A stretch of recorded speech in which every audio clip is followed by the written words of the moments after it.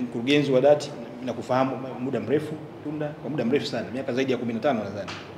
Mtendaji wa UDART nakufahamu pia na uwezo wako na ujua uwezo mzuri. Tushirikiane. Wizara haiko hapa kuwakwamisha. Na haijawahi kukwamisha jambo lolote hata siku moja. Hata siku moja. Watu wengine wanakasirika tu kwa ajili ya lugha. Mtu amekaa masaa 4 5 amesimama. Alafu matumizi ya lugha yanakuwa sio mazuri. Tujitahidi sana kwa sababu moja ya changamoto kubwa ya utendaji wetu ni hilo. Ufuatiliaji ulikuwa hakuna. Watu wa UDART walikuwa wanakaa ofisini sana. Hawatoki kwenda kufuatilia.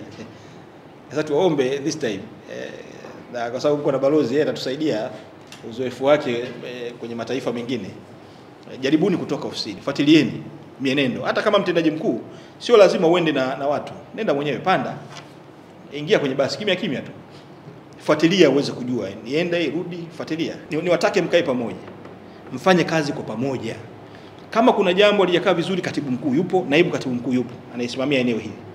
Mwiteni mkae naye ili tuweze kupiga hatua, tutoke hapa tulipo. Na matarajio yetu, na hata baada ya Mheshimiwa Rais kufanya mabadiliko haya, kila mtu amepata imani. Kwa sababu yenu, kila mtu akapata imani. Na kila mmoja anaamini kwamba sasa kutakuwa na mabadiliko makubwa sana ndani ya data na UDART.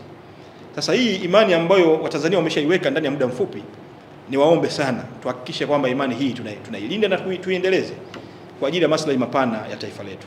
Pitieni maelekezo yote ambayo waziri mkuu ameyatoa, twende tukayatekeleze maelekezo yale kwa maslahi mapana ya taifa letu. Mimi siamini kabisa kwamba jambo hili linamshinda Dr. Dao.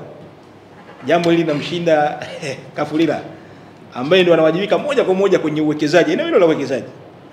Ina maana kama uwekezaji atatafuta watu, watakuja, watu wajitokeze, kama ni Watanzania, kama ni wageni, so long as wanafuata taratibu, wanafuata sheria. Sheria lazima zifuatwe.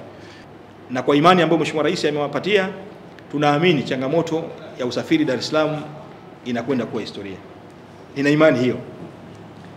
Tujitahidi njia ya Mbagala, tumekushaanza majaribio, basi tujitahidi kuongeza kasi ili wananchi wa Mbagala nao waendelee kuhudumiwa.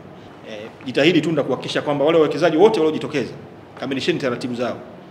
Taratibu zifuate, kamilisheni taratibu zao. Kama mikataba haijasainiwa, ipelekeni kwa Attorney General, ipitiwe, isainiwe, wawekezaji wajitokeze ili target yetu ambayo tumeiweka, kama tuliweka kufika Disemba tuwe tuna gari za kutosha, basi tufanikishe tuwe na gari za kutosha kwa ajili ya kuwahudumia Watanzania.